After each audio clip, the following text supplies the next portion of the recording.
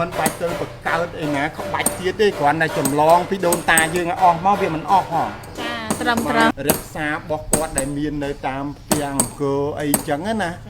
ในตามสลายโกไอวิเมียนเขาไปตะโบชูวิเมียนเขาไปคือหาทาสมบกมุม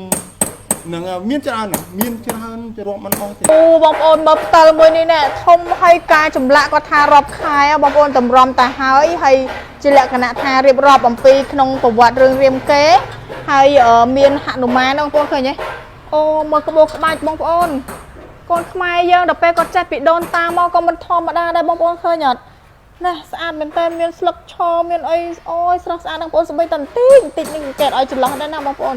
ดำบานสะอาดครั้งหน้าหน้าได้หรือบ่เนรีในข้างสลักปัญญาลือบองโอนข้างดำสละสปอนปัจจีออกจ้าเหมือนตอนยังเคยเลิกตีมวยให้ทลอดแต่เคยบรอกก็เฟอร์ระเบียบนี้คนไทยในข้างสลักปัญญาลือแคดก่อนดาวันคือสแต่บองใส่ก่อนหมดดำระเบียบนี้บองโอนเมื่ออ๋อจ้ามันต้นกรอนแต่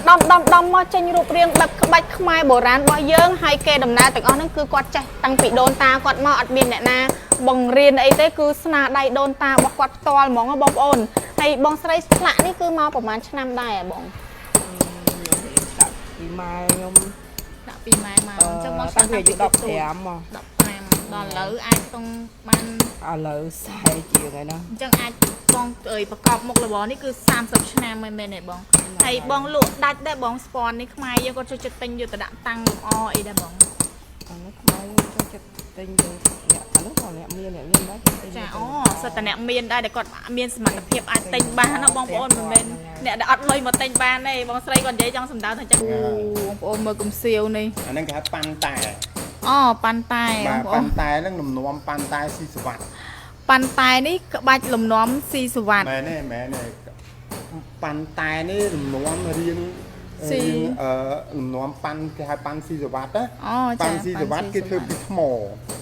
แต่นี่แต่อันนี้ยังเธอปิดประนั่นไงนั่นจังก็มันแต่หลุมพอได้เขาใบเรื่องอันนี้คือให้เขาใบเรื่องนี้น้องทศเรื่องเรียมเก๋อันนี้รูปเรียงเราไปแต่ตอนบานดำตอนบานฉลาดเจนจะรูปเรียงขององค์คือเราทอมมาได้ระเบียบนั้นนะผ่านใต้ดับไปฉลาดให้เวเจนระเบียบเนี่ย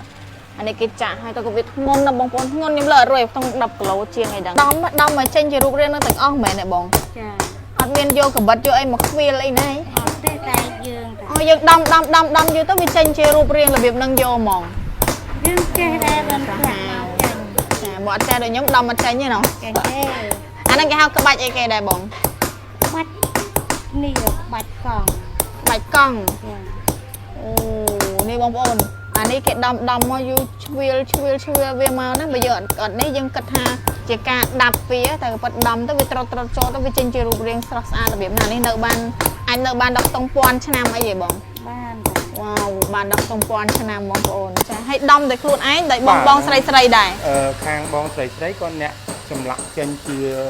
បាច់ការភ្ញីនឹងឡើងមកចាហ្នឹងហើយដល់ពេលយើងស្រីមានន័យថាជាងប្រុសអ្នកតម្លើងចេញជារូបភាពមកចាប៉ុន្តែគ្រាន់តែប្រាប់ថា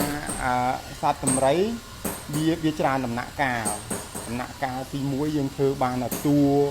ត្រឹមមេហើយនឹងក្របអញ្ចឹងមកសិនទេណាបានតក្បាលហើយបានក្រោយមកតប្រម៉ោយភ្លុកនេះគេតក្រួយទេតិចនេះគេតក្រួយដែរអូបោបាច់ច្រើនជើងក៏គេតដែរអូនឯងឃើញទេណាអញ្ចឹងវាមានជើងកលៈណាចាស្រាប់ដំរីនេះតម្លៃប្រហែលដែរទៅពូអានេះគេថ្លឹងគីឡូទៅអូនអ្នកមកទិញគាត់ថាថ្លៃហើយបាទខ្ញុំទទួលស្គាល់ថារៀងថ្លៃមែនក៏ប៉ុន្តែទន្ទឹមនឹងថ្លៃក៏យើងប្រើពេលវេលាធ្វើយូរដែរណាក្មួយស្រីអាហ្នឹងអញ្ចឹងអូនេះបងប្អូនការធ្វើត្រូវមានការអំណត់និងចិត្តចង់ចាមានអានេះក្បាច់ខ្យងអាហ្នឹងគេហៅគេដែរបងឆាត់រួត5ជាន់បាទឆាត់រួត5ជាន់ដែលគេដាក់លើចដីឬក៏គេដាក់នៅបោះសបុកក៏បោះសបុកស្រោចទឹកក៏ក្មួយស្រីដែលឃើញគេស្រោចទឹកมันមាន4ជ្រុងអញ្ចឹងហ៎ហើយអញ្ចឹងគេដោតឆាត់រួតអម4ជ្រុងហ្នឹងអាហ្នឹងឲ្យគេហៅឆាត់រួតមួយត្រូវឲ្យមើលគ្រាន់ឧបករណ៍ត្រូវតម្លើងដែកហ្នឹងអូនេះគឺជានេះគឺជាឧបករណ៍សម្រាប់តម្លើងនៅក្បាច់រូបភាពផ្សេងរូប ឧបករណ៍ចាហើយសម្រាប់ដំណាក់កាលក្នុងការធ្វើជ័រដើម្បីយកទៅទម្រក្នុងការឆ្លាក់បងប្អូនគឺគេយកជ័រផ្ចឹកទៅលាយជាមួយនឹងដីដំបូកហើយដំវាឲ្យម៉ត់របៀបហ្នឹងហើយលាយជាមួយនឹងខ្លាញ់ត្រីហើយគេកូរទៀតបងប្អូនបោបាច់ច្រើនមែនទែនហ្មង ខ្លាញ់ត្រីប្រហែល1គីឡូ អូមានខ្លាញ់ត្រី បាទគេស្នូនៅក្នុងផ្ទះខ្នោតគេកោយ៉ាងដូចនំកោចឹង ចាហើយបានចេញជារូបរាងចា ហើយបានចេញជាជួអញ្ចឹងមុនចេញជាជួអញ្ចឹងគេត្រូវការធ្វើតេស្តមើលតើជួហ្នឹងរឹងឬក៏ទន់ណាបើទន់ពេកក៏យើងឆ្លាក់អត់កើតបើរឹងពេកក៏ឆ្លាក់អត់កើតដែរដល់ប្រហែលនេះក្មួយហ្នឹងហើយធ្ងន់ណាហ្នឹងហើយបាទនេះកូនស្រីអីទេអាហ្នឹងវាតូចបាទតែបើធំទៀតធ្ងន់ទៀតហ្នឹងហើយបានគេដាប់ការបាទហ្នឹងចាបងប្អូនដូចដែលលោកពូគាត់បានប្រាប់អញ្ចឹងគឺគេយកវាទៅដាក់ជ័រហើយគេគូរបន្ទាប់មកបានគេឆ្លាក់ហើយគេមានក្បួនខ្នាតគេត្រឹមត្រូវខ្លាំងណាស់បងប្អូនមិនមែនចេះតែធ្វើទេក្បាច់នេះគេហៅក្បាច់អីគេដែរព្រោះមានអានេះគេហៅទេសដែរផ្កាច័ន្ទដែរតែផ្កាច័ន្ទទេសអង្គរបាទអានេះក៏តបកឈូកដែរតបកឈូកអង្គរបាទនេះវិញជាក្បាច់ធោដែលធំប៉ុន្តែឲ្យខាងបងចម្លាក់គាត់អត់ទាន់បានឆ្លាក់ទេនៅជាលលោងធម្មតានៅឡើយតែដាក់ជ័រហើយត្រៀមឆ្លាក់ហើយចង់និយាយថាឃើញ